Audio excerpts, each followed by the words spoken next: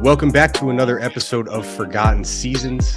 This is Dylan Dreyfus, your host, and today we are joined by a guy that was really one of the inspirations for Forgotten Seasons, one of the greatest shooters to ever grace this earth, a pioneer, an activist, Mahmoud Abdul-Rauf. Mahmoud, what is up? How you doing today, man? I won't complain. Just staying busy. I want to start with your rookie year. You go third in the 1990 draft. You're one of the greatest college players of all time. You basically walk into LSU averaging 30 points. You are on the same team as Shaquille O'Neal, yet overshadow one of the biggest humans ever. And you arrive in Denver in 1990, third overall pick. The Nuggets, for the 9 years before you got there, were a steady playoff team led by Alex English, Fat Lever, Doug Moe was the coach. Steady franchise. But the Nuggets that you walk into in 1990 are not those Nuggets from the 80s. Can you paint a picture from your POV of the Nuggets team that you walked into your rookie season? I mean, I appreciate you saying that. I was drafted by Doug Moe, and he wanted to make me the guy. Getting there, they fired him, and they brought in Paul Westhead. Paul Westhead came in with the idea of wanting to be the first coach to score 200 points in a game. Not necessarily, he didn't say win, but 200 points. And you're looking at the roster that we had was, still guys that had been in the league for a while, so they didn't have necessarily the legs for something like that. And it was just an abysmal couple of years, getting booed out of, the arena. So it was very tough, coming from LSU and coming into that environment. And also I came in out of shape, which didn't help at all. But it was a tough time. And it was a tough time to play in Denver at that moment. I mean, fans would come in. Other teams would come in and they would they would cheer them on way more than they would cheer us on. And then we didn't have an airplane, 82-game season. And you have to go to the baggage claim, get your bags. You gotta check in like super early. They were smoking on the plane during then, right? It was, you started to coming out of college and experiencing that. You're like, man, do I really want to do this? But it was tough. We got through it. So you touched on Paul Westhead a little bit, but I want to just kind of give the listeners like a full idea of what exactly was going on. Because it's in the documentary. He has this press conference in the beginning of the season. He says, hey, listen, I don't know how many games we're going to win, but the one thing I can promise you is that we're going to score a lot of points. And you say great. Okay. We're in a high octane offense, but it wasn't that. Okay. You mentioned it. You finished last your rookie year, 20-62. He was right. He's not a liar. You did lead the league in points per game scored. You score 120 points per game as a team. But you also find yourself in the history books for being the worst defensive team of all time. You give up 130 points per game. I mean, you mentioned like your mental struggles during this time, which, you're overweight, which was because of bad guidance. Maybe you're not playing enough, but like that just compounded on the fact that you're like, what are we even doing here? Is that what you're thinking? You're right, but also, man, Paul Westhead had a philosophy. I heard him say one time, and I get it. There's a balance between motivating people and being ridiculous. He said, the more you run, the faster you get. No, the more you run, the slower you get. And so he had a philosophy. Even when the team was on the other end, and they were already set up defensively, take the ball out and push it down their throats, right? And so a lot of guys we were just wore out during the season. It was just too much, which is also why, we may have led the league in scoring, but it was an abysmal record, and teams used to beat us by more than what we were scoring. So, it was tough, man. His philosophy, I don't think, just fit with the guys that we had on that team at the time. that happens. Your first 2 years aren't great, but then in year 3, it flips. You win most improved player. But what clicks going from year 2 to year 3 that allows you to break out and win most improved player? I was in Denver. I walked into a grocery store and I picked up a magazine and I thumbed through it and I saw the Denver Nuggets, and it was a write up on me, a little brief write up saying that I was a bust. And that's really what clicked for me. You know, I've been training all of this time. And I said, you know what? I'm not going out like that. And so I started calling people to fly in. I started getting on the Stairmaster for about an hour. I started changing my diet. And I would fly more than one guy, about 2-3 guys in the whole time. And for me, I didn't want that to be my legacy at all. And that's the thing that clicked for me, because no one wants to be called the bust, right? I can't remember the other thing you just asked me. You said something else that I wanted to respond to. If you can remember, Dan Issell. Dan Issell came in. Yeah, Dan Issell came in, and we were in the locker room, and he said, "Look, as far as I'm concerned, the slate is clean. It's yours to lose." And I was still kind of skeptical because I just went through, man, 2 years of just, when I say it was brutal, it was brutal. It got to the point that it was personal, because I remember one time being on the bench and it was the last game of the season. My mother came to that game and Paul Westhead had sat. He didn't get into the whole game. And he kneeled by me and he looked at me. He looked at the player next to me. He looked at me, he looked at the player next to me. He looked at me and he pointed to the other player while looking at me saying, "Go in." And I chuckled. And I said to him while looking out on at the court, because I wasn't going to make a scene, and I just giggled, because at that time I started to change the dynamic of how I was playing, to the point where fans began to say, "Put Rauf in, put Rauf in." And I had a short window. If I would make 2 or 3, he would either leave me in or take me out. And so he started taking me out when I make 2 or 3, and fans started noticing that. And I remember when he did that, I was looking out and I said, I giggled and I said, "That's okay." I said, "You know, I'll have the last laugh when it's all said and done. I'll be here when you long gone." And you could just see if he was if he was a pot of water on a stove, or you could see the fumes is coming. And that's what happened that next year. That summer, they fired him. They brought in Dan Issell. Dan Issell said the slate is clean. I was still kind of hesitant if he was going to keep his word, but he did. And that's the year that I ended up, I think, averaging 19 or so, 6 assists, whatever it was, and got the most improved. Mm-hmm. Last thing I want to ask you about the bad stretch is Michael Adams, a guy that you look back at the history books, and you know, he becomes the 3rd player in history to average 26 points a game and 10 assists per game. And those other 2 players are Oscar Robertson and Tyner Archibald. And again, no disrespect to Michael Adams. He had a green light, but does that kind of compound even more when you're sitting on the bench and you see a guy who's kind of playing like you were allowed to in college, like green light, do whatever you want. And for some players, that's good. Yeah. For some players, maybe not. What was your perspective of that? I mean, I didn't like it. And a correction, Michael Adams didn't have a green light. He had a fluorescent light. You know, he could shoot it pretty much when he wanted it. But it got to the point where we would be in practice sometimes, and I started feeling some kind of way, especially when I started getting in shape. And we were in Dallas, and that's another thing that clicked, because when people start talking as if though because they're not playing you, right? Sometimes when you're not getting played, there's this notion that players think that you don't have it and you lost it because they're trying to play you like a robot. And I remember being in Dallas and he started talking, right? And I felt slight. I felt insulted. I'm blown. You don't know me. Don't get it twisted because they're not playing me. They think that I ain't got it. And so I started going at him in practice, and I'm not a guy that talk.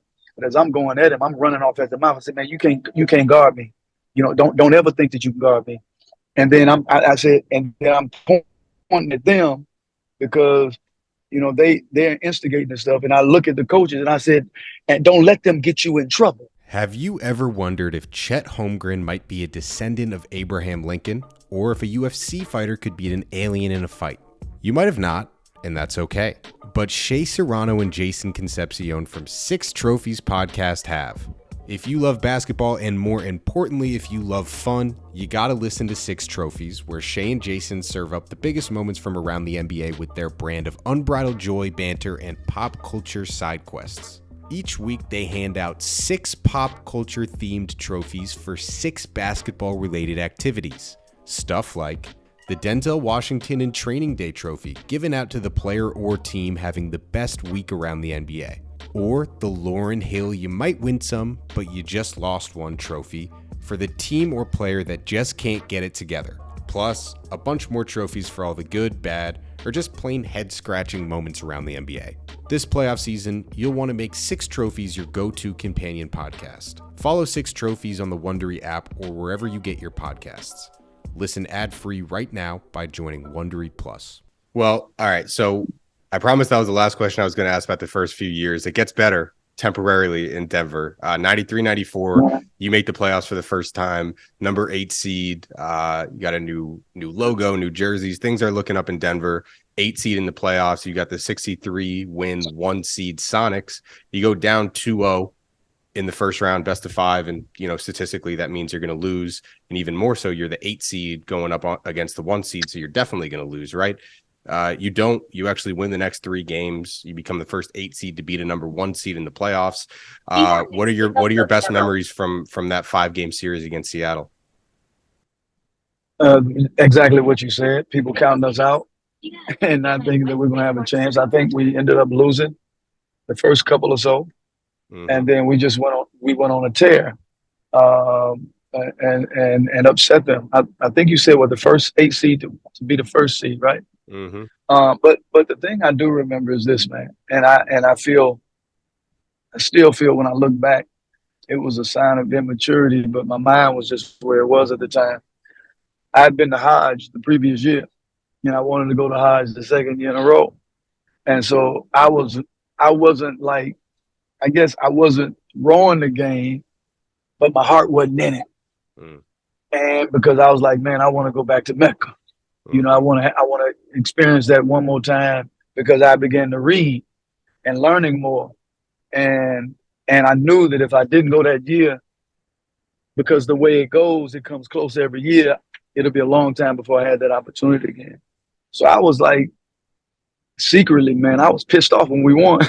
If you're looking at the video, man, I'm like, hey, good game. But in my mind, I'm like, damn. Dikembe's crying on the court in happiness. Right. And I'm like, now we want to play. Right. Yeah. Now we want to come back. But afterwards, I got mad at myself. I said, because, I'm looking at the Quran, and there's a verse where Allah says, which of the favors of your Lord will you deny? And so he gives us these abilities. And here it is. I should try to maximize all of what he's given me. And I'm not doing that. And I felt bad about that. Then I said, you know what, let me come on and try to just, pick it up. But I remember that out of everything, I remember that feeling of wanting to go to Hajj and then feeling regret after the fact that I didn't really put everything I had into it. But it's good that we won, as a result of it. I mean, great that you won. And a reminder for us as fans, we have no idea what is going through players' minds in a time. So just enjoy the game. All right, that's so right. 94, you end up losing to Utah in 7 in round 2, but 94, first taste of the playoffs.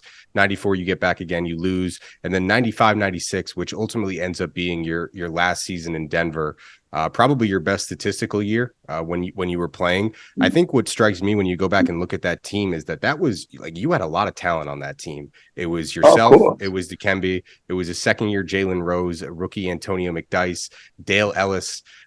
We hear, and I think today we're kind of used to teams kind of forming in one season and becoming a contender. It's what we've been normalized to with super teams and free agency and trades. But I think, you need 2, 3, 4 years to play together to really develop that chemistry.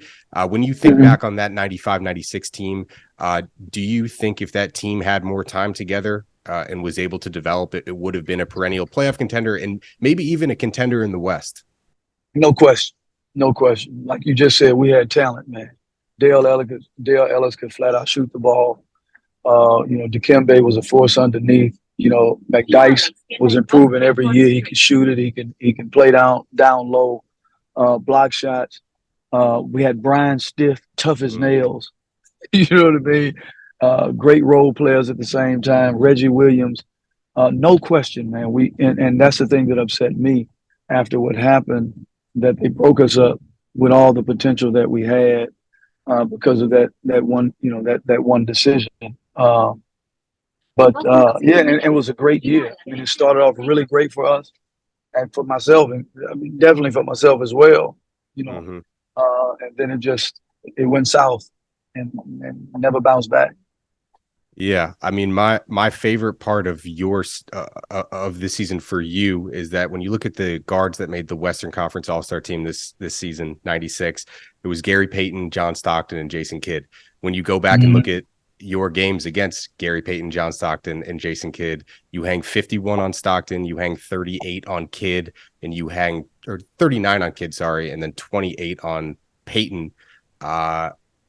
Is there like a heightened sense of, people think that these are the All-Stars, but I think it's that. I mean, I think I know what you're going to say in that every game is maybe the same, but is there a little chip on your shoulder like, hey, I'm doing this against them, like this is me? Let me just say this. Every game, it sounds good in theory. Generally speaking, when you come out, your mindset is to be dominant. That's your intentions. It doesn't always work out that way. Your mindset is to be dominant every time you step on the floor. You want to be the best one out there. However, we're human. When you know that you're playing against a Michael Jordan, a Gary Payton, and they've got that label behind them, you can't help it. It automatically, lifts the bar. Mm-hmm. You know what I mean? Because they're not considered normal dudes. And I was at the stage, man, too, a part of it, because systems matter. I'd gotten in great shape. My wind was different. My explosion, my speed increased, but also an important factor was they left me alone. Right? They weren't trying to police me as much, and that makes a difference when you got a guy that can get it off the dribble. He can come off screens. He can come off, pick and rolls and get his own shot. And sometimes the worst thing a coach can do, or anybody can do, is put you in handcuffs, which oftentimes happens a lot. And so there were periods in Denver when they didn't have the handcuffs on. You know what I mean? And that's when it's like it's a whole nother ball game. I just wish that they would do it all the time. You know what I mean? But it didn't happen because when we played, and as opposed to now, most of everything, no matter if the big man was great or not great, things going through the big man. Right. You running the system through that. Nowadays, shoot, man, if you got a two guard, he's the dude, you going through the two guard. If you got Jordan, you going through Jordan. But it was just a different league back then. So one thing that I really learned from the documentary, and that I'd love for you to speak on, is just your, consistent throughout your life, your battle with Tourette Syndrome. You were diagnosed at 17 years old, but you dealt with it your whole life. And when you go back and watch some of those games where you're scoring 30 or scoring 50, it's almost like the defender isn't there. And what you talked about in the documentary is that even when you're in an open gym, when it's 1-on-0 for you and you're in practice, you're going against Tourette Syndrome, and Tourette Syndrome is not going to let you leave the gym until you don't make 10, but you make 10 perfectly. So when I go back and watch those, it really is like there is nobody in front of you and you are just hitting combos and rising and firing. Can you just speak on, dealing with Tourette Syndrome, but also on the flip side, how Tourette Syndrome molded you into one of the best scorers and shooters ever? Without Tourette Syndrome, I wouldn't be the player that I became. Up after hours, but it made me come back and say, no, I got to do it this way. It's got to sound and look this way. If it doesn't, I have to stay out here, because if you leave before finishing, then I'm gonna make your day miserable. I'm gonna heighten these ticks, and so you couldn't leave without feeling like you perfected that. And it wasn't enough just to make the shot. It was also how you made it. Like if it said to you, no, it's got to be swishes, they got to be swishes, all of them. If it had to go off the glass and go in from different angles, it had to go off the glass and go all swish, right? It had to hit the rim and come back to you each time, right? And it had to be every time it had to come back to you, or you have to do it again. So it took you to the level of not just being happy with making them, but precision shooting. Even with the dribbles, if you mess up, you got to do it again, over and over again. If you did with the right, you had to do it with the left. So definitely, man, definitely. I would have never been the player that I became without it, for sure. I mean, it's just incredible. And like I said, you go back and you watch, and it's clear that that's a different level of attention to detail and focus. So I'll be running those highlights for the fans so they can see for themselves, but it's pretty much something like we've never seen before. So kind of wrapping up this season, March of '96, there's a radio call into a Denver sports station, and they say, hey, I noticed this Mahmoud guy is not standing for the national anthem. And just like that, it's like a fuse is lit, a match is dropped on gas. Becomes the biggest story in sports that Mahmoud Abdul-Rauf is, sitting or refusing to stand for the national anthem. Can you just, the best that you can, kind of talk us through the timetable of when you decided not to stand, why you did that, and then when you ultimately got suspended from the Nuggets and your time in Denver was over? Yeah, when I became a Muslim, I began to. We had Ramadan that came around. I had to read. I thought it was obligatory, but it was highly recommended to read the whole Quran during that month. I ended up reading Quran. In the process of reading it, I'm coming across a lot of verses in the history of our prophet about resistance and revolting and standing up for justice and just love and all of these things.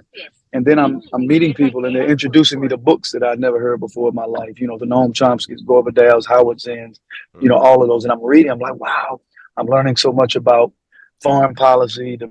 And so I developed the conscience. And in the process, I said, you know what? I just can't sit on this information. And so in light of that, Todd Ely, after you said that God noticed it, he came to me and he said, hey, somebody want to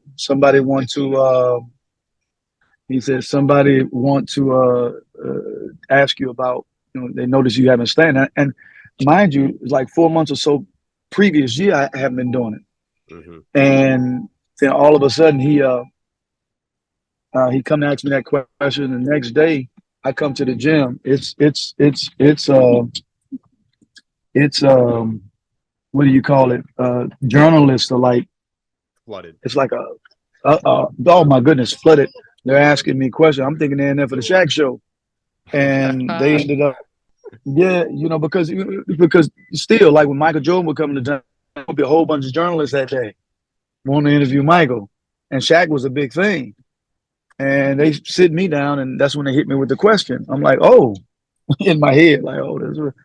And so I just spoke my conscience. And next thing you know, I come back that night about to play them. And that's when Jim Gillen said, hey, man, Bernie wants to see you in his office. I went down and he said, man, the NBA called. They're going to suspend you and fine you if you don't stand. What do you say? I said, I'm not going to do it. That's when he got on he said, well, there's two people from the NBA want to talk to you. They got on the phone. They spoke with me. They shared their ideas and stories. And I just told them, I said, look, that doesn't, I appreciate that. I'm because they identified themselves as Jewish at the time. And they gave me a story. I said, well, I appreciate you sharing that story with me. I said, but there's two things. I'm not Jewish. And I said, in this context, I said, that story doesn't apply to me. Right. So I said, I'm not going to stand. And that's when I'm thinking, like I said before, man, there's going to be an act of legislation. They're going to have to go through a bureaucratic process. It's going to take days. I've never been fined before in my life, never been suspended. And he said, no, the fine starts today. I said, what? And so I said, well, can I go and just support the team in the stands? He said, no, they don't want you on the premises. I said, no problem. That's when I go down. tell the teammate, the ones that were there, not outside shooting. And before you know, like by the time I got home, it was global that fast. Yeah. Well, And that's what did it. Yeah. So just one or two more questions. I mean, so this happens pretty much days after the 96 season. You're traded to Sacramento. You spend a few years there, then you go overseas, and then you're back for Vancouver, and then that's it. I think we kind of use this word lightly today, blackballed for certain players, but I mean, there's no denying you were blackballed from the NBA. The NBA did not want Mahmoud Abdul-Rauf in the NBA. So as this is all going down, this 4 or 5 year process, I can only imagine what's going on through your head. Was there like a dominant emotion at the time? Was it anger? Was it sadness? Was it questioning? How are you just kind of comprehending everything that's going down in this 3, 4, 5 year window?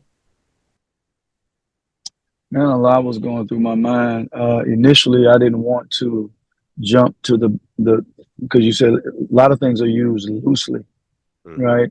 And I didn't want to jump to the black ball reason. It's just like we live in a world that's very racist, right? Nobody can deny that. And even sometimes decisions we make so ingrained in us, we don't realize sometimes just things that we're doing are racist or racial reason. But not everything that happens to us, a white guy does it, something does, is labeled racist, right? But we're quick to just, oh, why you're racist. And so sometimes if something don't happen like you like it in the NBA, we're quick to want to say, oh, you blackball me, right? But after I started looking at it, I'm like, you know what, man, I'm starting to pay attention to patterns. And I started my minutes decrease. And then, a lot of times journalists would come to me, especially at that time, because I'm still like in my prime. I'm just coming off a season, putting numbers up right before being traded. And they were like, why aren't you playing? Why aren't you playing? It's like hardly no journalist would ask me questions that year. Then I would hear coaches, right? People would come back and tell me, yeah, man, Tom Janovich and other coaches like, man, why aren't they playing this guy? We set up our defenses to guard against him, X, Y, and Z. And then they come out with this special on TV about the top free throw shooters in the NBA. I'm still, and they don't show me one time. I'm like, it sounds like there's collusion going on here. And that's when I started realizing, I said, you know what, man, this is there's a network, because there's always a network.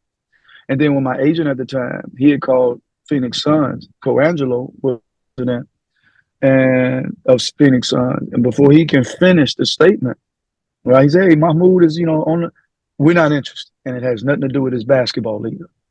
I'm like, man, I wish I'd have had that, like, recorded on stage. Oh, man. And another GM, the same thing, like, man, if you would be making ... But what happened to him has nothing to do with basketball. So it's known. No, the thing is that nobody has been willing to say it publicly, right? And I get it. They're protecting their job. They don't want to lose it. Who wants to lose? I didn't want to stop playing with the NBA. My voice to be controlled either, right? And so that's how it all kind of went down. And so all of those things were. And it was frustrating because you spend the majority of your life, man, training and honing your skills to get to this level. And just because I say something that you don't like, not that it's untrue, it's very much true. Look, academics, top academics in Ivy League schools talk about these things. And you're going to destroy my career as a result of that? See, that's criminal to me, right? And so it would take, and there was a moment, man, where I was openly bitter. I'm still bitter because as long as I think there's injustices and things haven't been resolved, yeah, I'm not going to let that go. And it's just not about me. There are a lot of players for one reason or another that have been excommunicated. Prime example, when I was in Denver, they had a guy named Darnell Meade. Darnell Meade, this is how people are used often. And this is what a lot of people don't see. He got injured. He had like a hair fracture And that's a serious, I forget what they call it, serious fraction. They ended up, you know, like putting, and what they'll do, they'll put peer pressure on you. They'll find veterans, they'll find people in the league constantly, hey, you need to play, you need to play. Come on, now I'm hurt, man. Leave me alone. Right? And what happens, you'll if you're not strong enough, you'll feel pressured to go out there when you're not ready. But what they did was they ended up, he had to have a rod put in his leg. When he put it in his leg, he still wasn't ready. Right when he got on the court and showed that he would play, they cut him and got rid of him. Right? And he should have stayed there because they would have had to keep him on until, right? But this is kind of the stuff that they do, and you learn that